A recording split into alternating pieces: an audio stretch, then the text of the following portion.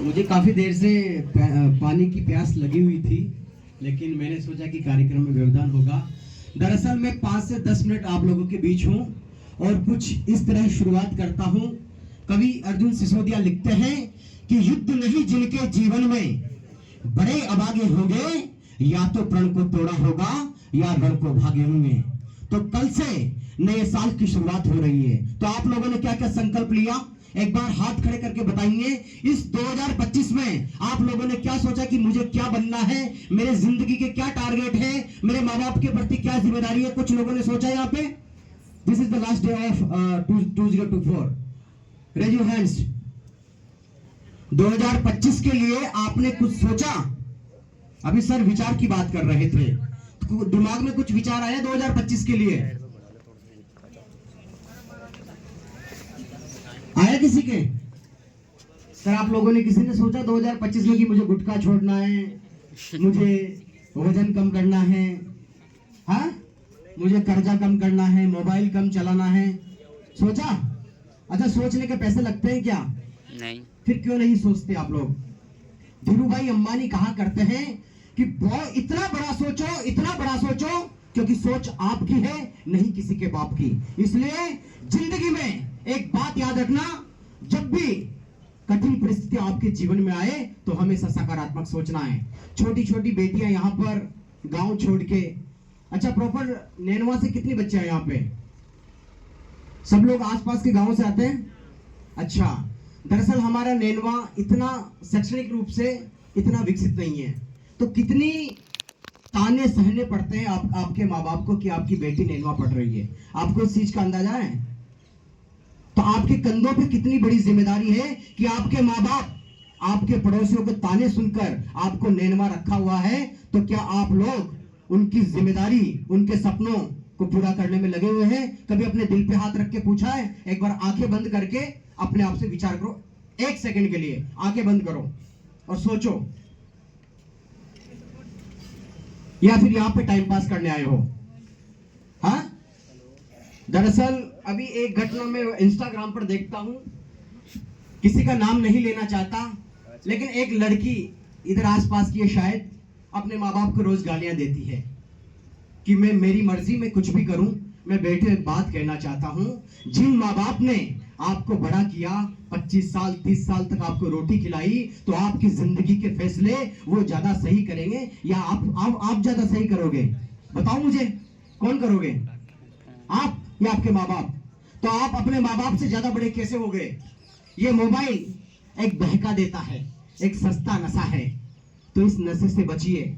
Mobile आपका इस्तेमाल कर रहा है, रील्स देखकर, मूवी देख के, अच्छा उस लड़के के साथ भाग गए, वहां चले गए, यहाँ चले गए, यहाँ पर ये करने आए हो। छोटा सा जीवन है। अभी आपके एसडीएम सीमा मीणा के साथ बैठ के चाय पी के आए हैं, आधा घंटा बैठ के आए हैं। एक आपकी नैनवा की एसडीएम कौन है? महिलाएं। तो आप लोग क्यों प्रेरणा नहीं लेते? इसके पहले आपकी जज साहिबा थी गरिमा जी, वो भी एक लेडीज थी। तो why don't you take the motivation from all this things? सोचा है कभी आपने? नहीं। अच्छा लड़कों, मोबाइल कौन चलाता है आप लोगों में? सबसे ज्यादा मोबाइल कौन चलाता है? इसका भी तो कंपटीशन होना चाहिए। सारे चलाते हैं, सारे। अच्छा, हमने बीटेक के बाद में, जब हमने बीटेक कंप्लीट कर ली, जब हमारी सरकारी नौकरी लग गई, उसके बाद मैंने सुना कि वो इंस्टाग्राम और व्हाट्सएप नाम की कुछ चीज होती है। आप मोबाइल क्यों चलाते हो? कोई बिजनेस कर रहे हो क्या? नहीं कर रहे? फिर क्यों चलाते हो? पढ़ने के लिए? पक्का? या आईडी वाईडी बना रखी है फेसबुक पे, इंस्टाग्राम पे, फर्जी आईडी? हाँ बेटा, देखो मेरी जिंदगी में 2-3 बातें, ज्यादा बात नहीं करूंगा, लेकिन 2-3 बातें ये हमेशा जिंदगी में गांठ बांध के रख लेना। ये जो आपका समय है ना, कभी जिंदगी में दोबारा नहीं आने वाला। आपके माँ बाप ने आपको भरोसा करके पेट काट कर, माँ नरेगा के पैसों से, दादी आपको 1000 रुपए की पेंशन बचा के देती है, तब आप लोग यहाँ पर पढ़ते हो, कमरे का किराया पे किया जाता है, आपका खर्चा भेजा जाता है। यहाँ पर हर कोई ब्रह्मा जी की तरह, दिलकुश की तरह जुझारू नहीं होता। मेहनत करके इन्होंने एक जो भी किया अपने जीवन में बहुत बड़ा मुकाम हासिल किया है। एक ग्रामीण परिवेश से निकलकर, एक निम्न मध्य वर्गीय परिवार से निकलकर। देखो एक चीज ध्यान रखना, नौकरी सब लोग नहीं लग सकते। कितनी सी नौकरियां हैं देश के अंदर, सरकारी नौकरी कितनी है, 1% पढ़ने वाले स्टूडेंट पे नहीं लग पाते हैं। तो जिंदगी में कुछ हुनर सीखो। 2025 आर्टिफिशियल इंटेलिजेंस आ रही है, चैट जीपीटी का जमाना आ रहा है, तो अपने आप को तैयार करो, अच्छी एडिटिंग सीखो, कुछ हुनर सीखो, ताकि अगर सरकारी नौकरी न लगे तो जीवन में कुछ करने लायक बचो। Got it? तो आप कुछ नया सीखोगे अपने जीवन में। जैसे ब्रह्मा जी RSCIT का कोर्स करवाते हैं तो वो सीखो, सर्टिफिकेट हमेशा काम आता है। अगर आपको अच्छा कंप्यूटर चलाना आता है तो ई मित्र खोल सकते हो, कई काम कर सकते हो। मैं ये नहीं कहूंगा कि सरकारी नौकरी लगो, क्योंकि मैंने बहुत पहले कहा था कि नौकरी जीवन के लिए होती है, जीवन नौकरी के लिए नहीं। पूरे हिंदुस्तान के अंदर बड़े बड़े लोग इन पंक्तियों को कोट करते हैं कि नौकरी जीवन के लिए होती है, जीवन नौकरी के लिए नहीं। और कभी नौकरी न भी लगे आपकी तो जिंदगी में कभी हताश नहीं होना, कभी उदास नहीं होना, क्योंकि अमिताभ बच्चन को मोटी आवाज के कारण ऑल इंडिया रेडियो से निकाल दिया गया कि तुम्हारी तो मोटी आवाज है, हम तुम्हें काम नहीं देंगे। अमिताभ बच्चन ने कहा कि अरे मैं तो हरिवंश राय बच्चन का लड़का हूं, राष्ट्रीय कवि का। हरिवंश राय बच्चन ने कहा कि नहीं, अपने दम पर काम लो। और आज वही अमिताभ बच्चन बॉलीवुड के अंदर 90 साल की उम्र में महानायक बना हुआ है, उसे अमिताभ बच्चन कहते हैं। बॉलीवुड की सरस्वती कहा जाता है, सिंगर की देवी कहा जाता है लता मंगेशकर को। उनकी बहन है आशा भोसले, उनको बहुत शानदार काम मिल रहा था बॉलीवुड के अंदर। लता मंगेशकर काम ढूंढने जाती तो उनको रिजेक्ट कर दिया जाता है कि आपकी तो आवाज बड़ी पतली है, इसका जो बड़ी काफी सुरीली है, मतलब आवाज मुनि के लायक नहीं है। लेकिन जब वही लता मंगेशकर कवि प्रदीप के गाने को गाती है लाल किले से कि ए मेरे वतन के लोगों, तो पूरा हिंदुस्तान रोने लगता है। वो लता मंगेशकर होती है। तो अपनी कमियों को अपनी खूबी में तब्दील करो। सचिन तेंदुलकर 5 फीट 5 के हैं, उनकी हाइट काफी कम है। अगर ऐसा सोचते तो कुछ कर पाते अपने जीवन के अंदर, लेकिन आज गॉड ऑफ द क्रिकेट कहा जाता है, क्रिकेट का भगवान कहा जाता है। क्या कहा जाता है?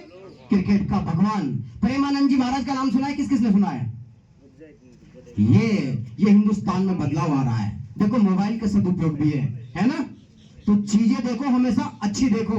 दोनों किडनी फेल है प्रेमानंद जी महाराज की, मांग कर रोटी खाते थे, लेकिन आज जब वो बोलते हैं तो ऐसा लगता है जैसे भगवान श्री कृष्ण बोल रहे हैं, जैसे कुरुक्षेत्र के अंदर एक डिप्रेस्ड अर्जुन को भगवत गीता सुना रहे हैं। उन्हें प्रेमानंद जी महाराज कहते हैं। रामभद्राचार्य जी का नाम सुना है? सुना है? दोनों आंखें नहीं है, बचपन से अंधे हैं, कुछ नहीं दिखता है, लेकिन 400 किताबें लिख चुके हैं और मुंह से हजारों श्लोक याद हैं। और आज भी कहते हैं कि मुझे भगवान 150 साल जीना है, जिंदगी में जिज्ञासा रखनी है अपने जीवन के अंदर, कभी भी हार नहीं माननी। एक कविता सुना दूं छोटी सी आप लोगों को, जो मैंने लिखी कि उठो जवानी, छीनो सवेरा, सूरज की लालिमा से। जिंदगी में जब कहीं अंधकार आए, कहीं तम आए, आपको लगेगा कि यार मेरे से नहीं हो पाएगा। अब तो माँ भी कहती कि बेटा पैसे नहीं है घर में, खेत गिरवी रख गया है, मेरे जमीन के जो गहने हैं, कागजात सब गिरवी रह गए हैं। आपको लगेगा पढ़ते वक्त सबको नींद आती है, नहीं आती। किस किस को आती है? उबासी आती है, जमाई आती है, सबको आती है बेटा। कभी ये मत सोचना कि मेरे साथ ही ऐसा क्यों होता है। कि उठो जवानी, छीनो सवेरा, सूरज की लालिमा से। अरे कब तक हार मान बैठोगे तम की कालिमा से। दुनिया में परचम लहराता आत्मबल के योग से, भुजबल होता प्रास्त आया है मनोबल के प्रयोग से। मन विकल हो जाए तो सर्वनाश हो जाता, हार हो जाती है अगर मान लेते हैं, जीत हो जाती है अगर ठान लेते हैं। तो हमेशा जिंदगी में यही कहना है कि मुझे करके दिखाना है। अभी 10 दिन पहले वर्ल्ड चेस चैंपियन कौन बना, नाम बता सकते हो मुझे? बताइए। डी गुकेश। एक बार इनके लिए जोरदार ताली बजाइए। आज से 7 साल पहले जब विश्वनाथ आनंद हिंदुस्तान के वर्ल्ड चैंपियन बने, तब ये लड़का 11 साल का था। जब इससे पूछा गया कि तुम्हें क्या बनना है, तो डी गुकेश पता है क्या कहता है कि मुझे वर्ल्ड चैंपियन बनना है। तो 7 साल बाद वह लड़का वर्ल्ड चैंपियन बनता है और पूरे हिंदुस्तान का नाम ऊंचा करता है। कैप्टन मनोज पांडे का नाम सुना है किसी ने? Raise hands. परमवीर चक्र विजेता कैप्टन मनोज पांडे। 1999 में कारगिल वॉर होता है, जब आर्मी में एनडीए और एसएसबी के थ्रू सिलेक्शन होता है, सीडीएस के थ्रू एसएसबी का इंटरव्यू होता है। तो तो उनसे पूछा इंटरव्यू लेने वालों ने कि आप आर्मी में क्यों जाना चाहते हो, तो कैप्टन मनोज पांडे कहता है कि आई वाना विन द परमवीर चक्र, मुझे परमवीर चक्र प्राप्त करना है, इसलिए मुझे आर्मी में जाना है, मतलब मुझे देश के लिए शहीद होना है। और वही लड़का परमवीर चक्र प्राप्त करता है इस देश के लिए बलिदान होकर, उसका नाम होता है मनोज पांडे। वो कहा करता था कि अगर कर्तव्य के बीच में मृत्यु भी आ गई तो मैं उसे भी मार दूंगा, उसका नाम होता है मनोज पांडे। तो कविता की पंक्ति अपने साथ लेके जाना कि उदय जवानी छिना सवेरा सूरज की लालिमा से, अरे कब तक हार मान बैठोगे तम की कालिमा से, दुनिया में परचम लहराता आत्मबल के योग से, भुजबल होता पास आया है, मनोबल के प्रयोग से, मन विकल हो जाए तो सर्वनाश हो जाता, मन सुदृढ़ हो जाए तो कायम इतिहास हो जाता। और छेनी ने टक्कर दी यहां जेसीबी मशीन को, हकीकत में बदला मांझी ने यकीन को। दशरथ मांझी का नाम सुना है? Dashrath Manjhi the mountain man, जिन्होंने छेनी और हथौड़ी से 30 फीट लंबे 400 फीट ऊंचे पहाड़ को 40 साल तक लगातार छेनी और हथौड़ी से तोड़ दिया। और अपनी पत्नी की डेथ हो गई थी प्रेगनेंसी के कारण, क्योंकि रास्ता नहीं था। उसे सच्ची मोहब्बत कहते हैं। ये मोबाइलों की सच्ची मोहब्बत थोड़ी होती है बेटा, हो मोहब्बत दशरथ मांझी की तरह करना, जो आज मैं उनका नाम ले रहा हूं कविता के माध्यम से।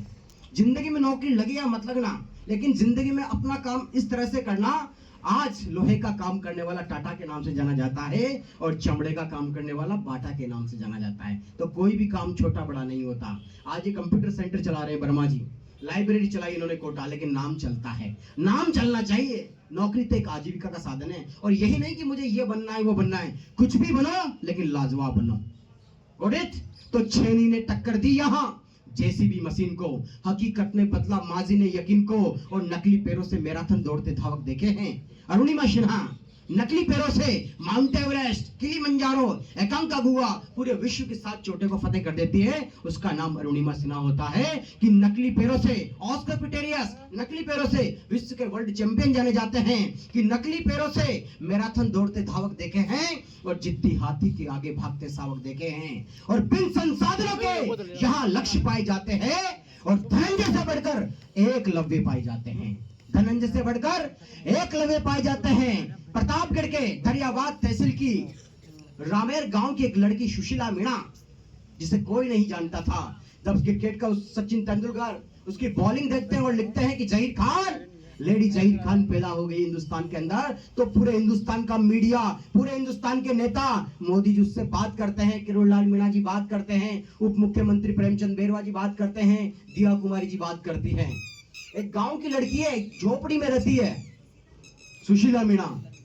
तो आज उनको कौन नहीं जान रहा, लेकिन मेहनत कि बिन संसाधनों के यहाँ लक्ष्य पाए जाते हैं और धनंजय से बढ़कर एकलव्य पाए जाते हैं। तो उठो जवानी छिनो सवेरा सूरज की लालिमा से, कब तक हार मान बैठोगे तम की कालिमा से। तो जिंदगी में कभी हताश नहीं होना, कभी उदास नहीं होना, क्योंकि हारा वही जो लड़ा नहीं। कोई भी दुख मनुष्य के साहस से बड़ा नहीं। इस जीवन में इन तमाम चीजों को अपने साथ लेकर जाना, बाकी फिर कभी और आपसे रूबरू होने का मौका मिलता रहेगा। और बहुत ही अच्छा लगा मुझे आप लोगों से बात कर कर। एक अटल बिहारी वाजपेयी जी की कविता से मैं समापन कर देता हूं कि हार नहीं मानूंगा, रार नहीं ठानूंगा, काल के कपाल पर लिखता मिटाता हूं, गीत नया गाता हूं, गीत नया गाता हूं। टूटे हुए तारों के फूटे बासंती स्वर, पत्थर की छाती पर उग आया नव अंकुर, झरे सब पीले पात, कोयल की कुहुक रात, प्राची में अरुणिम की रेख देख पाता हूँ, गीत नया गाता हूँ, गीत नया गाता हूँ। तो अंधेरों को चीरकर अपने गांव जाओ तो खेतों के अंदर गीत नए गाओ, लेकिन सफलता की इबारत लिख देना। हम किसान परिवार से आते हैं। मैं जब छोटा था तो कवि सम्मेलन देखा करता था मेरे गांव के अंदर। मेरा सपना था कि मैं इन कवि के साथ मंच शेयर करूं, लेकिन मैंने जीवन में केवल एक ही सपना देखा कि मुझे हिंदुस्तान का वीरस का दी बेस्ट कवि बनना है। हमने वो पूरा किया, आज उसी राह पे चल रहे हैं। लेकिन उसके लिए बेटा मेहनत करनी पड़ती है, काफी किताबें पढ़नी पड़ती है, दिन रात सुनना पड़ता है, अपनी बॉडी लैंग्वेज पे काम करना पड़ता है। मैं भाटी आश्रम में आरएस मेंस की तैयारी कर रहा था, तो वहां पर फॉर्म भरवाते हैं। पिछले एसडीएम थे, वो हमारे साथ ही तैयारी कर रहे थे वहां पे कि आपका जीवन का what is the goal of your life. तो मैंने वहां पे ये नहीं लिखा कि मुझे एसडीएम बनना है, नहीं, मैं तैयारी कर रहा था। मैंने कहा कि मुझे वर्ल्ड का नंबर 1 मोटिवेशनल स्पीकर बनना है। वो मेरा सपना था, है और रहेगा, और सपनों के बलबूते चलना है। तो जिंदगी में अपने सपने बड़े रखो कि दुनिया आपके उदाहरण दे। आज खान सर को कौन नहीं जानता? टीचर बनो तो खान सर जैसा बनो, विकास दिव्य कीर्ति सर जैसे बनो, अवध ओझा सर जैसे बनो, कुमार गौरव सर जैसे बनो, कुछ भी बनो, बस लाजवाब बनो। जय हिंद, जय भारत, वंदे मातरम। Thank you.